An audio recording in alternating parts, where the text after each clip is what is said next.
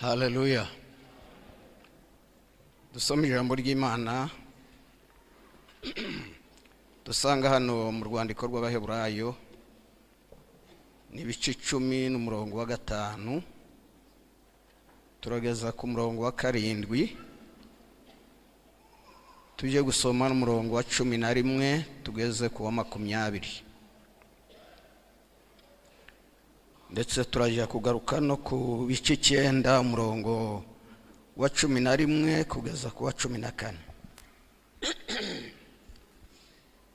Abaheburayo ibice 10 umurongo wa 5 tugeze ku murongo wa 7 tuje gusoma n'umurongo wa 11 tugeze ku wa 20.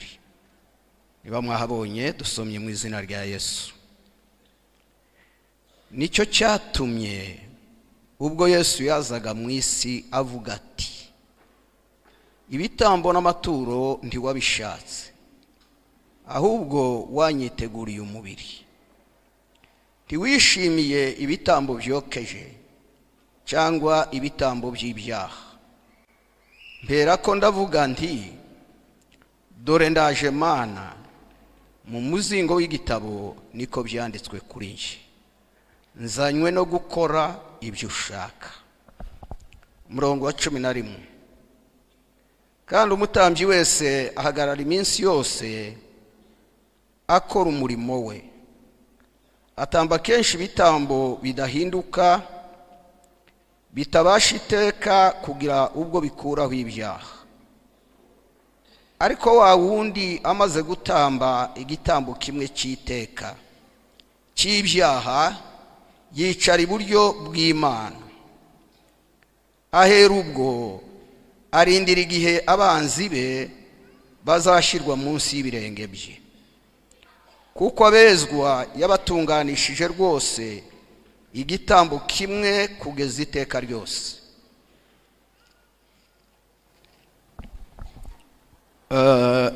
Kandi n'Umwuka Wera niwe mugabo wo kuduhamiriza ibyo. Amaze kuvuga ati, iri ni ryo sezerano nzasezerana nabo hanyuma y'iyo minsi, ni Uwiteka avuga, nzashyira amategeko yanjye mu mitima yabo kandi mu bwenge bwabo niho nzayandika. Arongera ati, ibyaha byabo n'ubugome bwabo sinzabyibuka ukundi. Noneho rero ubw'ibyo bibabariwe, ntihakiriho kongera gutamba ibitambo by'ibyaha. Nuko bene data, ubwo dufite ubushizi bw'ubwoba bwo kwinjizwa hera cyane n'amaraso ya Yesu, tunyuze mu nzira yaduciriye nshya kandi y'ubugingo, inyura mu mwenda ukinze ari wo mubiri we. Kandi ubwo dufite umutambyi ukomeye utwara inzu y'Imana, 22, twegere dufite imitima y'ukuri, twizera tudashidikanya, imitima yacu iminjiriweho gukurwamo kwimenyaho ibibi, n'imibiri yacu yuhagijwe amazi meza. Twongere aho mu rwandiko rw'Abaheburayo ibice 9 n'umurongo wa 11. Ariko Kristo amaze kuza ahinduka umutambyi mukuru w'ibyiza bizaza, anyura mu ihema rirusha rya rindi gukomera no gutungana rwose, ritaremwe n'intoki.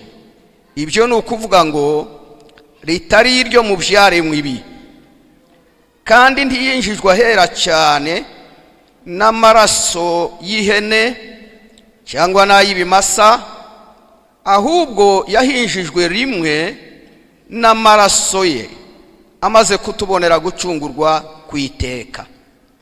None ubwo amaraso y'ihene n'ay'amapfizi n'ay'inka yiriza iyo biminjiriwe kubahumanye, ko byeza umubiri ugahumanuka, kanswe amaraso ya Kristo witambiye Imana atagira inenge kubw'umwuka w'iteka, ntazarushaho guhumanura imitima yanyu akayezaho imirimo ipfuye, kugira ngo mubone uko mukorera Imana ihoraho. Amen.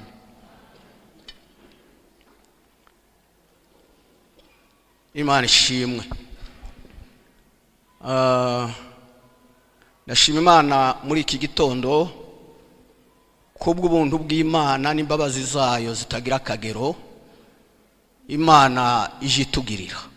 Ishimwe ryanje rihagarariye ku iminsi ngize hano ndimo nganira n'abantu b'Imana ijambo ryayo. Ubundi kandi ntekereza ko iyo minsi yose ntari nkwiriye kuyimara, kubera kuko namwe nimba muhaye mundeba murabona uwo ndiwe, murabona n'imyaka ndimo.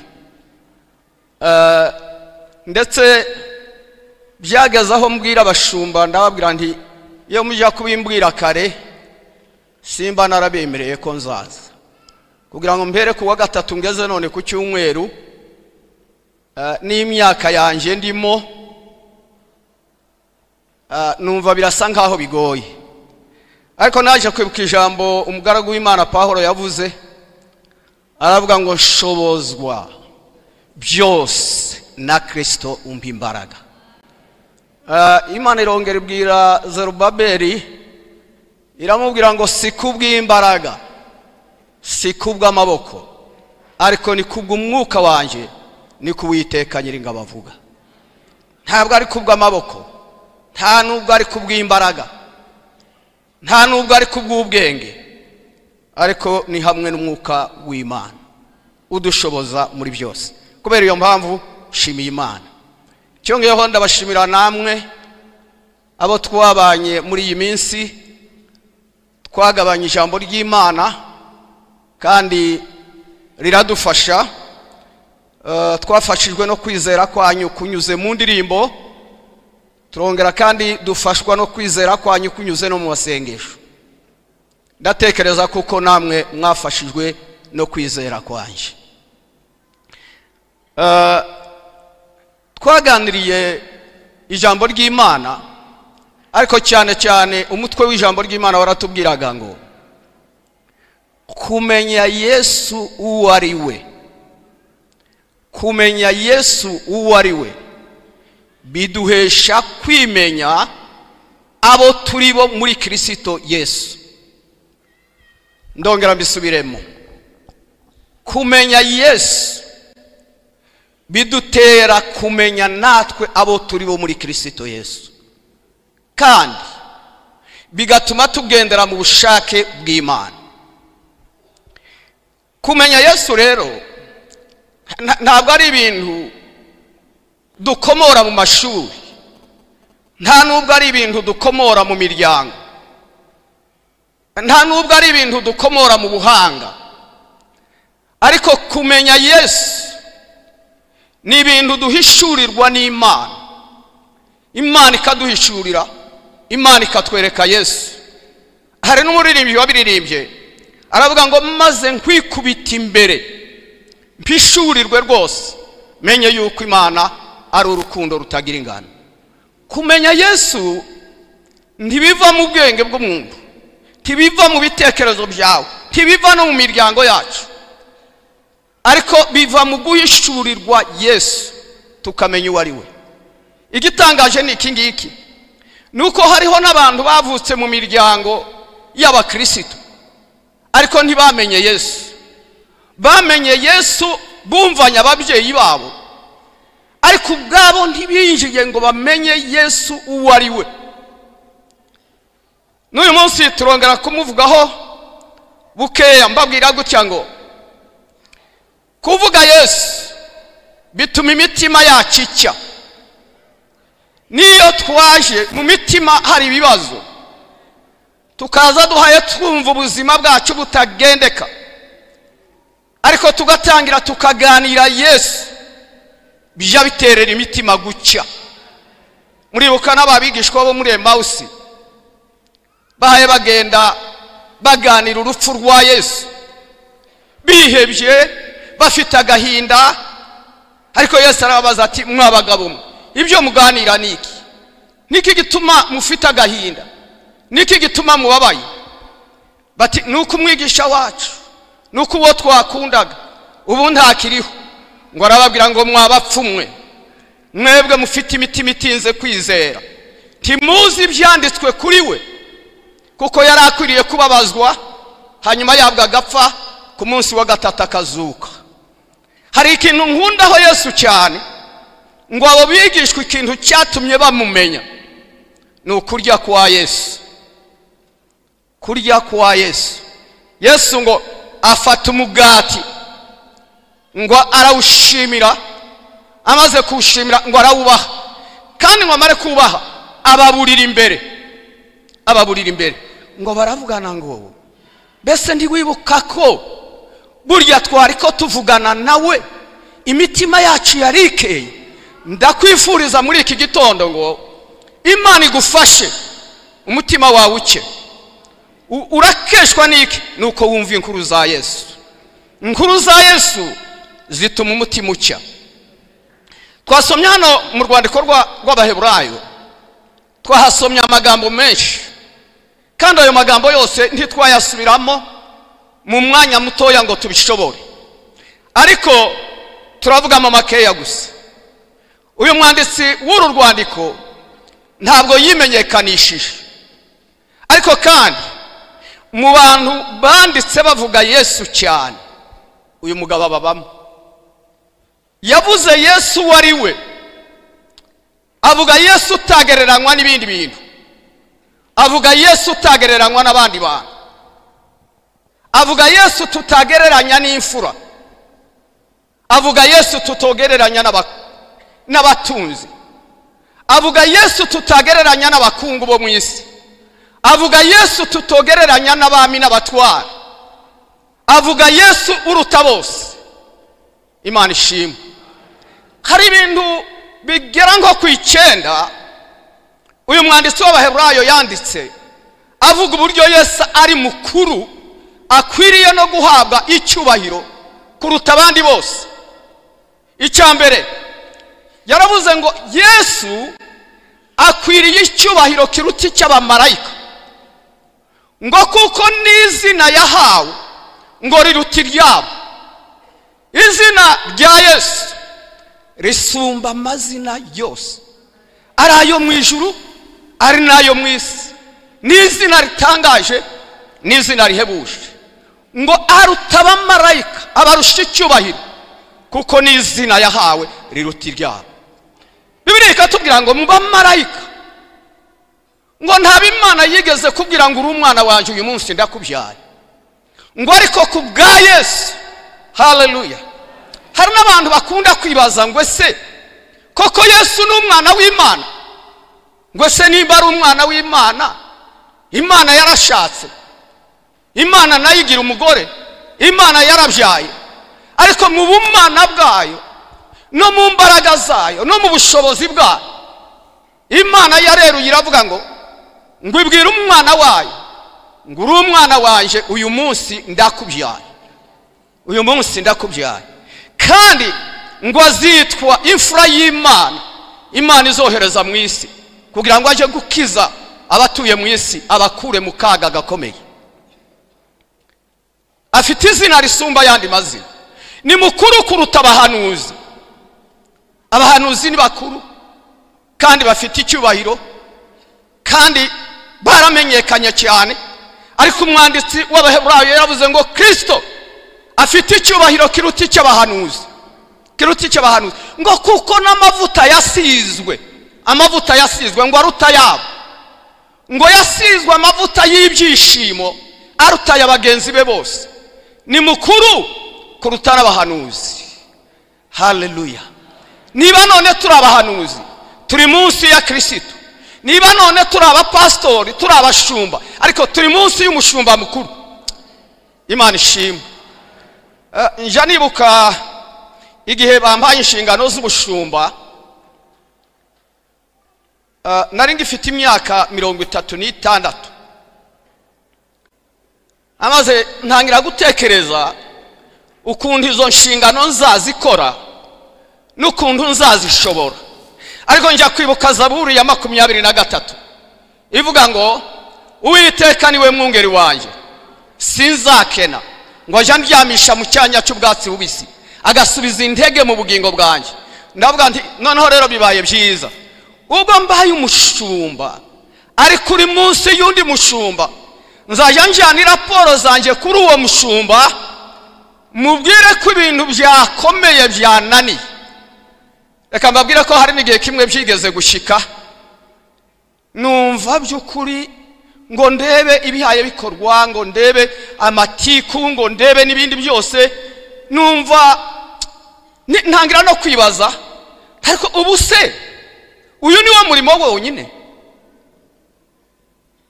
Kandi reka mbabwire, icyo gihe nari mfite n'ubushobozi, nari mfite n'amasambu yanjye, nari mfite n'inka, mbona nari nkwiriye kugenda nkajya kujya kuragira izo nka, nkajya muri iyo mirima nkajya guhinga. Numva ndabimashije pe, kandi ndavuga nti birarangiye. Uyu murimo umeze utya.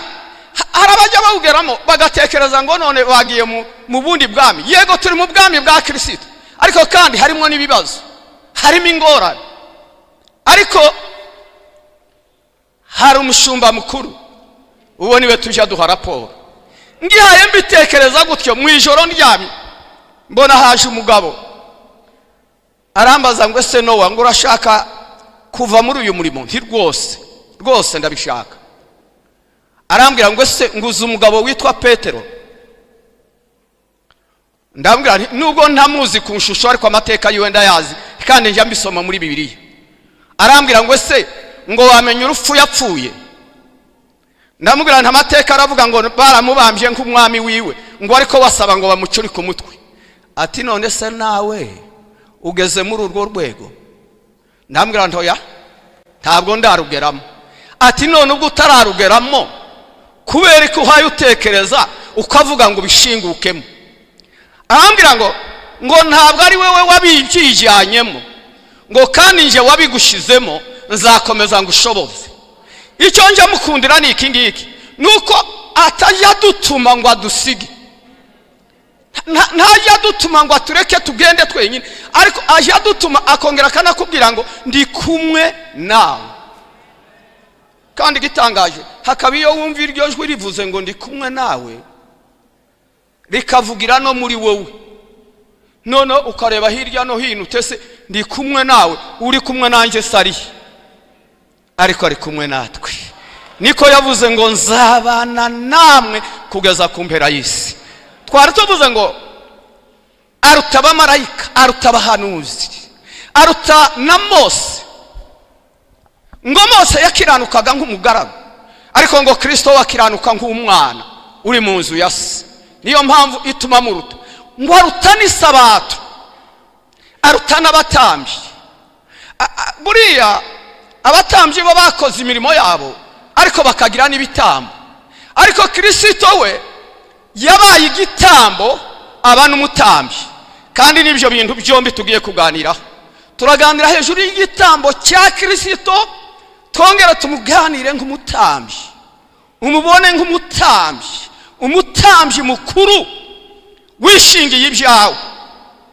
Bibiliya yatubwiye ngo ngubwo yazaga mu isi, ngubwo yazaga mu isi, ngo yabonye yuko ibitambo n'amaturo, abona yuko nta gaciro bigifite, abona ntacyo bimaze.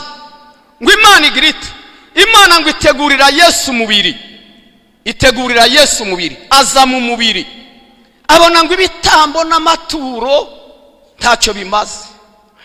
Umunsi umwe nategereye abaririmbyi bamwe bararirimba, baravuga ngo rega ngo Yesu yaje, ngo inuma zavuyeho, ngo n'amapfizi nta yarakiriho. Ariko uko si ukuri, amapfizi yari ahari, inuma zari zuzuye igihugu, ariko Imana ibona amapfizi ntahagije, ibona inuma ntizihagije, ubugingo bwazo ntabwo bungana n'ubugingo bw'umwana w'umuntu. Ariko Imana ishaka kohereza umwana wayo ngo none ubugingo bw'umwana wayo aba ari bwo bujya gucungura ubugingo bwacu.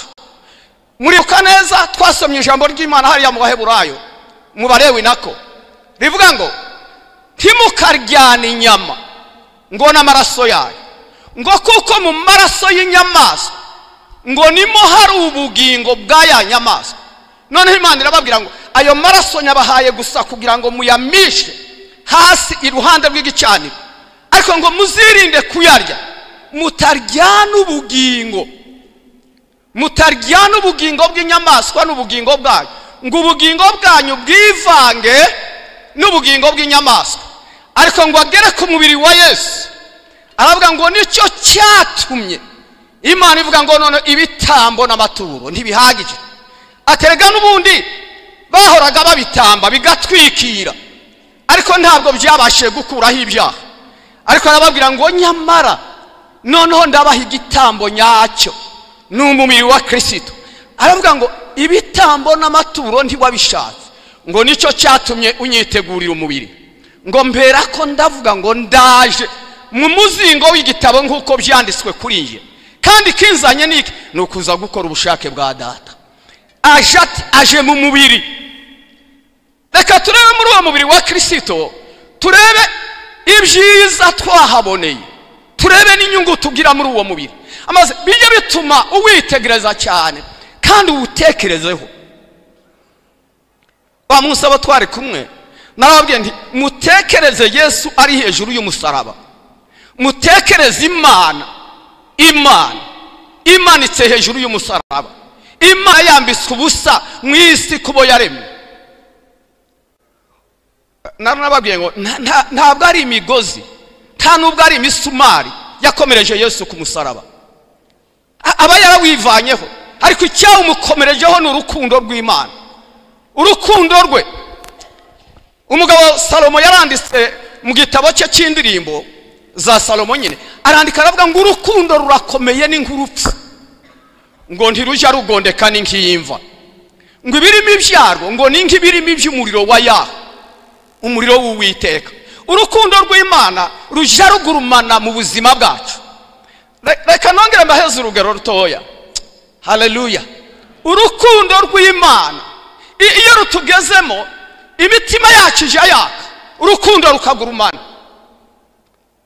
Bitumye nibuka umunsi umwe aho nari nshumbye, tubwira undi mupasiteri mutoya turamubwira ngo ejo ni wowe uzabwiriza. Mu gitondo arampamagara arambwira ati mushumba, ati mushaka ubundi ubwiriza njyewe ibyanje byananiranye.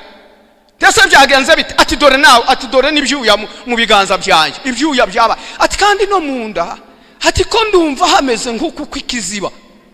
Ndamubwira nti komera sha, ntikomera uyu munsi Yesu ari kumwe nawe. Ati kandi mpaye numva, ati habe na apeti ntayo mpaye numva mfite.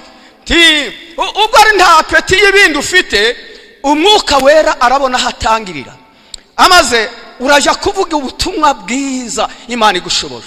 Kandi uwo munsi yadukoreye igitangaza, umwuka w'Imana yaramukoresheje ibitangaje. Niyo mpamvu ntabwo ari ibyacu, ariko n'iby'Uwiteka Imana. Nicyo gituma yavuze ngo ibitambo n'amaturo ntiwigeze ubyitaho, ariko wanyiteguriye umubiri wa Kristo Yesu. Imana yawuteguye kera isi itararemwa, kandi uwo mubiri utambwa kera isi itararemwa. Iyo musoma mu gitabo cy'Imigani ibice 8 umurongo wa 22 mukamanuka, haravuga ngo isi itararemwa nariho, ngo kandi nari imbere yayo ndi umukozi w'umuhanga, ngo kandi nari ibyishimo bya Data, ngo n'ibineza neza byanje kwari kuzajya guturana n'abantu mu isi. Umva, ibineza neza bya Kristo kwari ukugira ngo azaze mu isi, aze kubana nawe, aze kubana naye. Kubera iyo mpamvu dufite impamvu zo kumushima. Umubiri wa Kristo wabaye igitambo, uratambwa ku musaraba. Igitabo cy'umuhanuzi Yesaya kiratubwira ngo Imana ngo yishimiye kubona umubiri wa Kristo ushenjagurwa. Imana irishima, Imana iranezerwa, Imana iranyurwa. nicyo gituma Bibiliya itubwira ngo umusaraba kubarimbuka n'ubupfu, ariko ngo kubakizwa n'imbaraga z'Imana, kandi si imbaraga gusa ariko ngo ni n'ubwenge bw'Imana. Ubaye nk'ubikora mu mibare y'abantu ugatekereza ngo Imana yishimiye gushenjagurwa k'umwana wayo, wakwibaza utariko ubwo n'ubwenge bw'Imana icyo ni iki? Ariko yaravuze ngo ubupfu bwayo ngo buruta ubwenge bw'abantu, ngo n'intege nke zayo ziruta imbaraga z'abantu, ngo yemeye yuko umubiri wa Kristo ushenjagurwa, kuko hari icyo Imana yari kwibona mu mubiri wa Yesu. Yari kwibona muri wa mubiri wa Yesu uhaye ukubitwa, uhaye ushenjagurwa, nimwo n'ibyaha byacu byarimo bihanirwa, nimwe ibyaha byacu byakiriwe urubanza. Urwandiko rw'Abaroma 8:3 haravuga ngo icyaha ngo cyahaniwe mu mubiri wa Kristo gicirwa urubanza. Imana igaragara ari iki? Imana igaragara ari umukiranutsi, igaragara ari yera. Icyaha cyatandukanije umuntu n'Imana kimushyira kure, ariko igitambo cyegereza umuntu Imana. Noneho nkanswe noneho igitambo cya Kristo, igitambo cya Kristo. Bibiliya yatubwiye ngo umubiri we Imana yemeye kushenjagurwa kugira ngo witambe, amaze ibone uko iducungurira muri wa mubiri we. Muri uyu mubiri hari ibintu byinshi byakoretse bitangaje. Muri uyu mubiri wa Kristo, mu mubiri wiwe ari hejuru y'umusaraba, umubiri uhaye ubabazwa, umubiri ushenjagurwa, aho niho havuye imbaraga, niho havuye ubutsinzi, niho hatumye anesha Satani. Hejuru y'umusaraba ngo yahinduye ubutware bwa Satani kuba ubusa, agira ubutware n'abanyembaraga, ngo arabanyaga, arabahemura, arabivuga hejuru kubw'umusaraba. Bivuye mu mubiri wa Kristo, umubiri washenjaguwe, umubiri wakubiswe, umubiri wababajwe, ngo uvamwe amaraso. Ayo maraso niyo yoza ibyaha byacu, ayo maraso niyo atunga n'Imana. Ayo maraso iyo tuyegereye tuba twegereye ubuzima bw'Imana. Noneho muri twe hakabamwe imvange, hakabamwe imvange, twabaye imvange, ubuzima bwacu bwivanze n'ubwa Yesu. Hari umuririmbyi wabiririmbye neza, araririmba aravuga ngo ubugingo bwanje bwahindutse ukundi ubwo Yesu yabwinjiragamo. Iyo Yesu yinjiye mu buzima bwacu, ubuzima burahinduka, ntabwo bukomeza kuba bwa bundi. Yego mu mibiri rimwe na rimwe yaga ntibigaragara, ariko habe nabwo iyo umuntu yamaze kwakira Yesu akaba mu buzima bwe, ubuzima burahinduka. Kubera iki? Kubera yuko ubuzima bwabaye imvange. Nitujya kugera ku mwanya w'igaburo turasanga hiri jambo rivuga ngo noneho murya umubiri wanje munywe n'amaraso yanjye, kugira ngo ubugingo bwa Kristo bubone uko bwivanga byuzuye n'ubugingo bwacu, amaze none tubumwe na Kristo. Ubugingo bwanje bwahindutse ukundi ubwo Yesu yabwinjiragamo. Ikindi byatubwiye ngo Yesu ari hejuru y'umusaraba, ngo aje gucikana, nibwo yavuze aya magambo, aravuga ngo birarangiye. Birarangiye ibiki? Harangiye umurimo wo kuducungura, abaye igitambo cyemewe imbere y'Imana, ibindi byose birarangiye bikuweho, ariko igitambo cya Kristo kirahagaze. Ngo akiri ku musaraba ajya gucikana. Hari ibintu urupfu rwa Kristo rwakoze ku idini y'Abayuda. Icyambere, Yesu ari mu rukiko, abatambyi beguye ubutambyi ariko batabimenye, ntibabimenye, ariko ntibamenye igihe beguye ubutambyi, kubera yuko ngo ari mu rukiko bahaye bamubaza. Umutambyi ntiyamenye igihe yahagurutse ku ntebe, kandi cyari ikizira umutambyi guhagurukira uwo ahaye abaza. Ariko uwo mwanya ngo ntiyamenye uko byagenze, arahaguruka aramubaza ngo se ntacyo wakwiregura kuri aba bahaye bakurega? Zantangara na Yesu. Ni kenshi dukunze kwiregura tukavuga tuti ibi bahaye batuvugaho ntabwo ari byo, tugira gutya tugira gutya, ariko rimwe na rimwe nushaka uje unatuza uceceke, kuko guceceka gukemura ibibazo byinshi. Yesu ngo araceceka, aramubwira ati ese niki gituma ucecetse kandi mpaye nkubaza? Ngo aramubwira ngo nkurahije Uwiteka uhoraho, ngo se ni wewe Kristo umwana w'Imana ihoraho. Aramubwira ngo wakabimenye, ngo reka mbikubwire neza. Aramubwira ati si ibyo gusa, muzabona umwana w'umuntu yicaye hejuru y'ibicu ngo aje mu bwiza bwe. Umutambyi arasakora irindi kosa rya kabiri, ngo ashishimura imyenda ye. Mu Balewi ibice 10:6 haravuga ngo cyari ikizira, ngo Imana yari yarababwiye ngo muramenye ntihakagira uzashishimura imyenda ye, ngo kuko amavuta bariho mutazapfa. Ntimuyishishimure mutazapfa, kuko muriho amavuta y'Uwiteka. Ariko uwo mwanya aribagirwa ashishimura imyenda ye. Biba bivuze iki? Biravuga ngo ubutambyi bwabo burarangiye, uhereye none bushiriweho iherezo. Hasigaye ubutambyi bwa Kristo, kandi ni ubutambyi bukomeye bw'iteka. Bibiliya yatubwiye ngo abandi bajya kwinjira hera cyane bakajyana amaraso y'ibimasa n'ay'inka z'amariza, bakagenda babimisha kuri wa mwenda ukingiriza hera hahera, kugira ngo bataza kugerayo bagapfa, amaze bakamisha hayo maraso. Ariko Bibiliya yatubwiye ngo Yesu we ngo nta nubwo yakoze umurimo w'ubutambyi ngo ukorere hano muri ino si, ngo yawukorera muri iyi si yari kuba yinjiriye Abalewi mu mirimo yabo. Ariko ngo we umurimo wiwe ngo yawukoreye mu ihema ry'Imana, ihema rirushaho ryarindi gukomera, ihema ritaremwe n'intoki z'abana b'abantu, ariko ihema ryaremwe n'Imana, ryarindi Imana yabwiraga Mose ngo ugende urireme ngo ukurikije igishushanyo weretswe waboneye kuri urya musozi, nawe ugenda bari urirema. Bivuga iki? Bivuga ngo ihema nyaryo, irya yari fotokopi Mose yagendanye, ariko ihema nyaryo wari umubiri wa Kristo. Kandi aravuga ngo ari ku musaraba umwenda ukingiriza hera utabukamo kabiri, uhereye hejuru ukageza hasi, inzira ngo iraboneka. Ari ikintu kijya kintangaza cyane, nuko abatambyi barindaga uwo mwenda kugira ngo urubanda rwose rutajya kubona ya sanduku y'isezerano. Ariko umwanya wa mwenda watabukagamo kabiri, na rubanda rwose baraho n'abandi batambyi babonye kwa gusaduka, babona none rya sanduku ry'isezerano ibyara amabanga biragaragara, kuko umwenda ukingiriza hera wari ugize ute? Wari utabutsemo kabiri. Abantu baratangara cyane.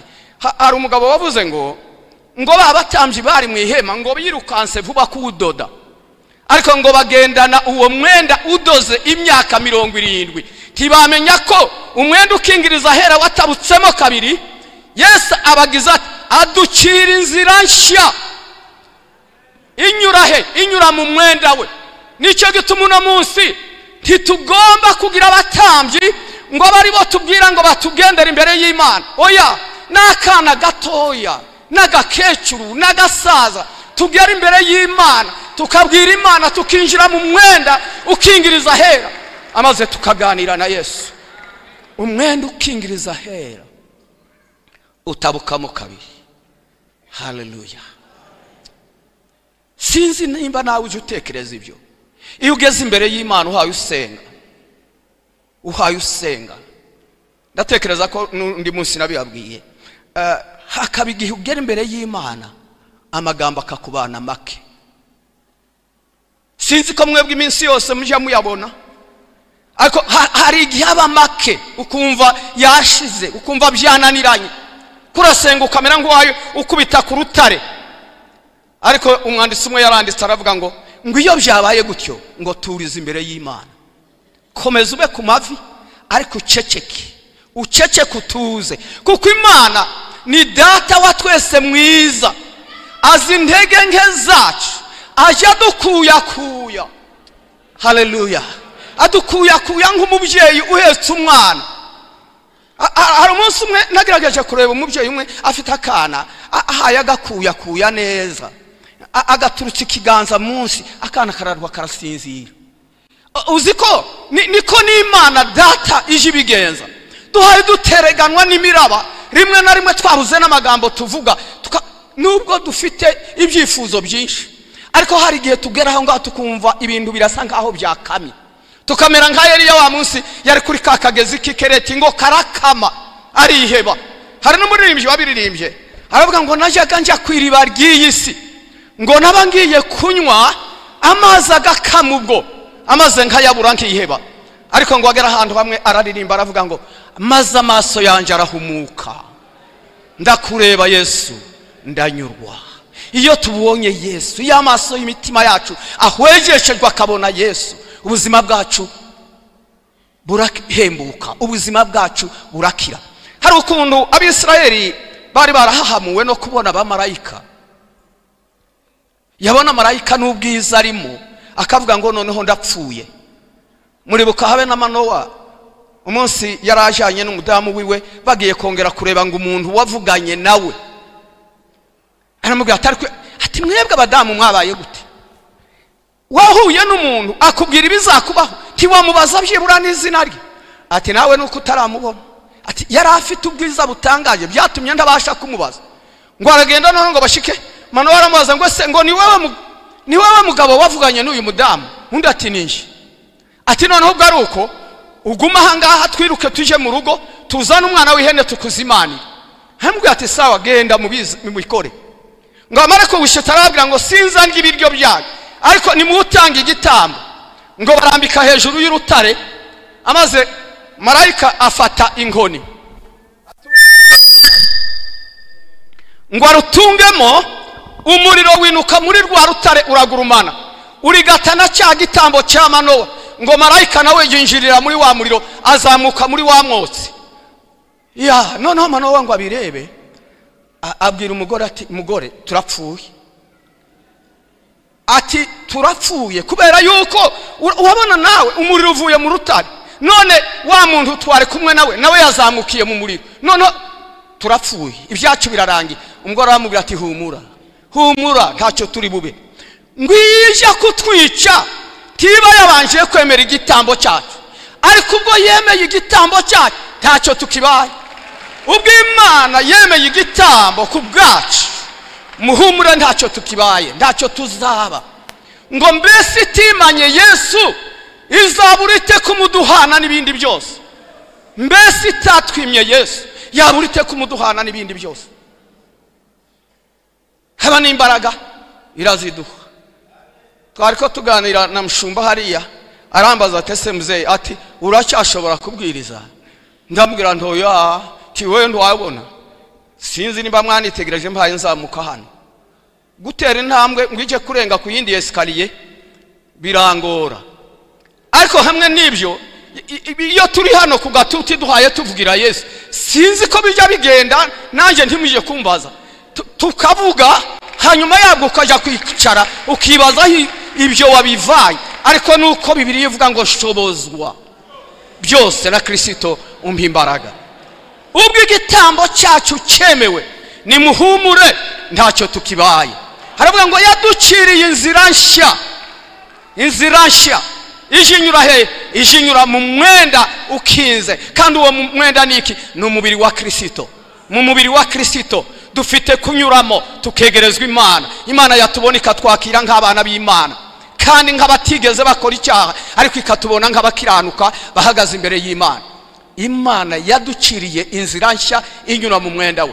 Yesu abwira Tomaso, aramubwira ngo nije nzira n'ukuri n'ubugingo, ntawe uzajya kwa data ntamujyanye. Dufite inzira y'ukuri kandi irimo n'ubugingo, kandi muri iyo nzira ni muri Kristo Yesu umwami wacu waduhindukiye ubugingo, aduhindukira ubwenge, aduhindukira kwezwa, aduhindukira no gukiranuka. Nicyo gituma uyu munsi duhagarara imbere y'Imana tukumva by'ukuri turakiranuka. Tubiheshejwe n'iki?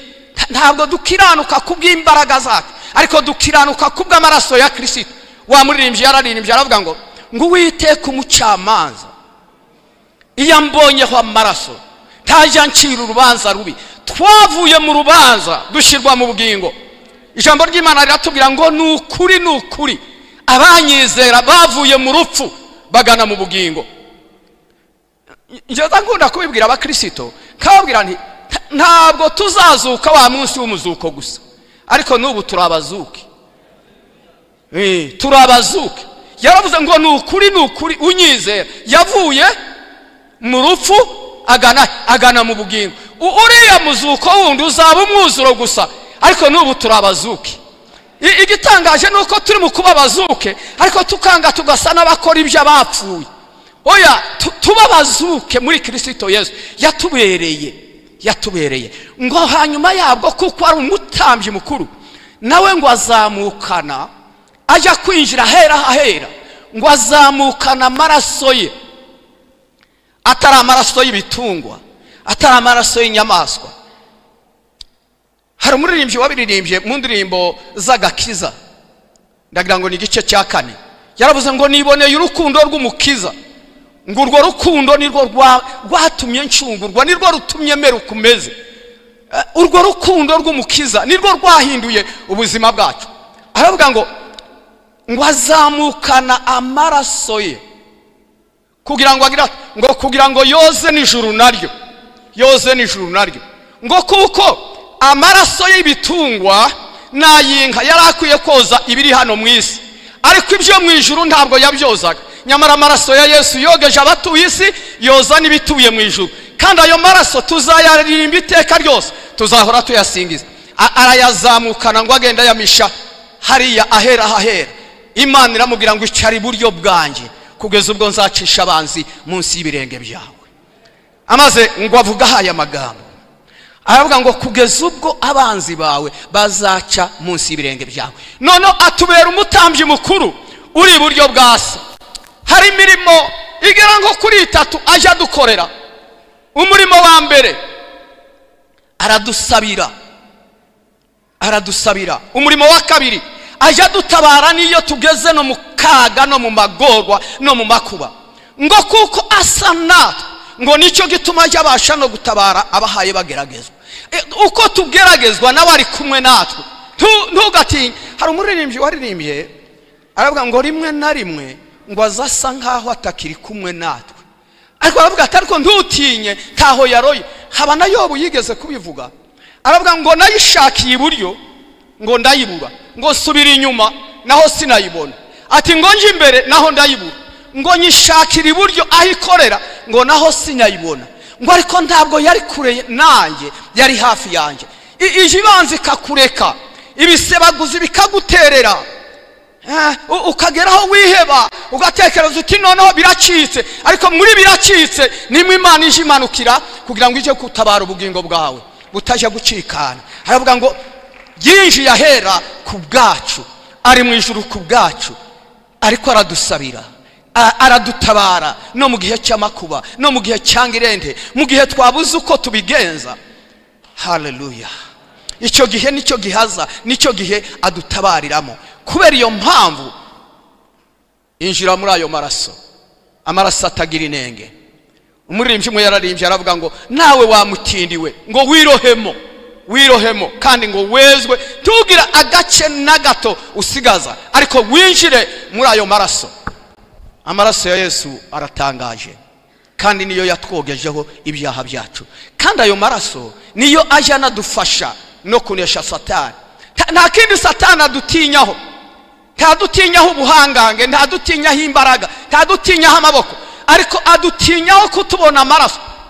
Iyo tubonye amaraso ajya yibuka ngo narya yamenetse Golgotha, narya yamenetse Kalivari, kandi ni yandi yamuhemuye hejuru kubw'umusaraba, akamuhindura, akamunyaga ubutware n'ubushobozi, hanyuma yabwo ubutware n'ubushobozi bukaba bwa Kristo. Dusoza aravuga ngo noneho ntimutinye, ndi kumwe namwe, ntimukuke umutima, ngo dore mfite n'ifunguzo z'urupfu n'izikuzimu. Araho baririmbye ngo aramukanyaga. Ariko reka mbabwire, ntabwo Yesu yarwanye na Satani. Oya, Yesu ngo yacikanye hejuru y'umusaraba, acikana mu buryo bw'umwuka, mu buryo bw'umubiri, ngo ariko mu buryo bw'umwuka ahinduka muzima. Yagiye kugera mu mva Satani yataye ifunguro, aravuga ngo dore noneho mwitinya, mfite ifunguzo z'urupfu n'izikuzimu, ziri mu maboko yanjye. Nidupfa tukaryama mu butaka, nanone naho hazaba hari iki? Yesu afite ifunguzo z'urupfu n'izikuzimu. Ubwami n'ubutware ni ibya Kristo. Kubera iyo mpamvu afite ifunguzo z'urupfu n'izikuzimu. Imana iduha umugisha. Reka mbasabe duhaguruke dusenga Imana. Kubw'amaraso ya Yesu turabatsinzi. Kubw'amaraso ya Yesu, haleluya, kubw'ayo maraso yaduciriye inzira nshya inyura mu mwenda ukingiriza, kandi uwo mwenda ni umubiri wa Kristo wenyine. Ngo ninje nzira n'ukuri n'ubugingo, ntawe ujya kwa data atari nje umujyanye. Mwami Imana yacu,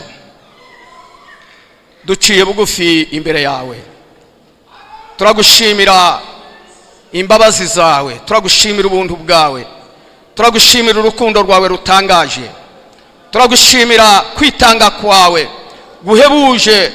Kandi Mwami, kuruta uko tujya tubitekereza nuko tujya tubyibwira, ariko turagushima kuko wanesheje ubutware bwose n'imbaraga zose, ariko ukazamuka ubu ukaba uri mu ijuru wicaye iburyo bwa so, kandi udusabira uko bukeye nuko bwije. Mwami, humugisha abagaragu bawe, humugisha abantu bawe bumvise ijambo ryawe. Mwami, ubagirire neza kandi ubahe ibyiza bibakwiriye. Ureke bakurebe Yesu, amaze amaso y'imitima yabo ahwejeshwe, nibakubona banyurwe nawe. Mwami, urakoze kuko twumva, kandi urakoze kuko uri kumwe natwe. Amashimwe n'icyubahiro no guhimbazwa bibi byawe iteka ryose kubwa Yesu. Amen.